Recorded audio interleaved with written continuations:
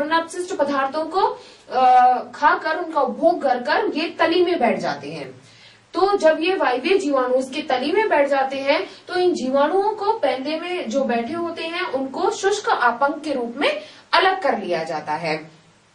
शुष्क आपंक के रूप में अलग करके इसका उपयोग खाद के रूप में कर लेते हैं।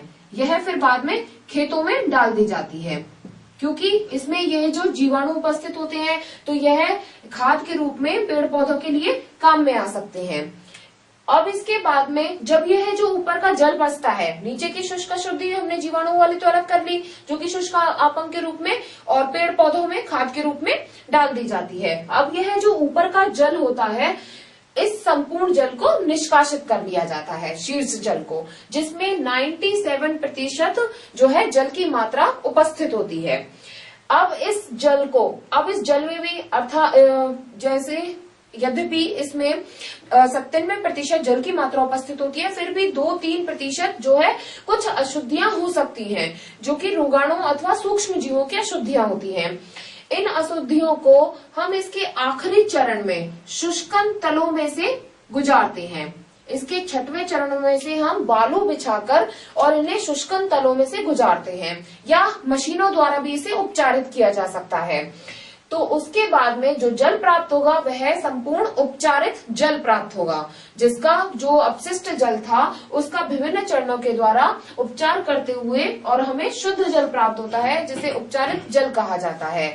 अब यह उपचारित जल इसमें भी कुछ मात्रा में हो सकता है सूक्ष्म जीव या जीवाणु की उपस्थिति हो जो कि रोग को उत्पन्न करने वाली हो, तो इसे भी शुद्ध करने के लिए इसमें 2 रोगाणु नाशक क्लोरीन तथा ओजोन को मिलाया जाता है, ताकि जिससे रोगाणुओं को दूर किया जा सके।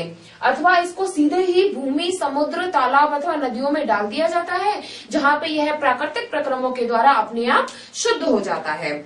इसलिए यह जो उपचारित जल है उसको शुद्ध करना बेहद आवश्यक है। कई बार प्रश्न आता है कि उपचारित जल संयंत्र के प्रमुख चरण क्या हैं और जो है इनका उपयोग किस प्रकार किया जाता है। तो इस संपूर्ण प्रक्रम के द्वारा अपशिष्ट जल का उपचार करके इससे उपचारित जल प्राप्त किया जाता है।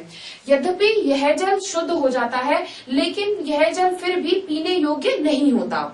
इस जल को उपचार करने के बाद आप खेतों में अथवा पेड़ पौधों को यह जल दे सकते हैं, लेकिन यह जल पीने योग्य नहीं माना जाता है।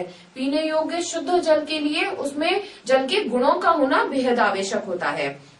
लेकिन इस उपचारित जल को भी अगर हम बाहर निकाल दें और इसका जो है अपशिष्ट जल को उपचारित अगर न किया जाए तो इसके बहुत ही हानिकारक प्रभाव देखने को मिलते हैं।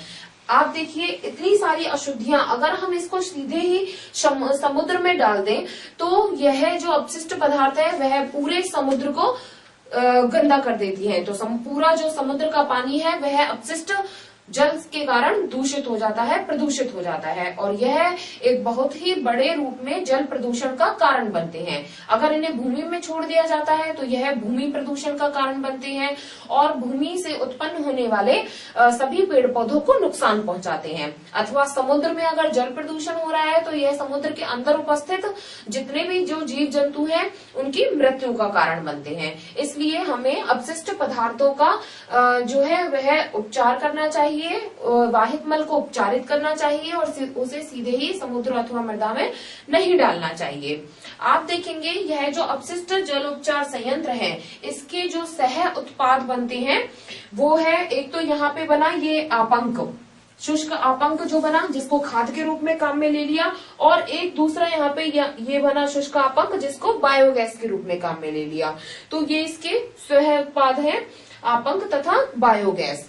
और यह एक बहुत ही मुख्य बिंदु है जो कि याद रखने वाला है कि अपशिष्ट जल उपचार संयंत्र में कौन कौन से सह उत्पाद निकलते हैं। अब बात आती है कि अगर यह उपचार संयंत्र जो है हो सकता है कई गांवों में इसका उपयोग ना किया जाए, आजकल बड़े शहरों और नगरों में सभी जगह इसका उपयोग किया जाता है। तो वाहित मल निपटान की वैकल्पिक व्यवस्था क्या हो जिसके द्वारा जो वाहित मल का जो उपचार है आसानी से किया जा सके।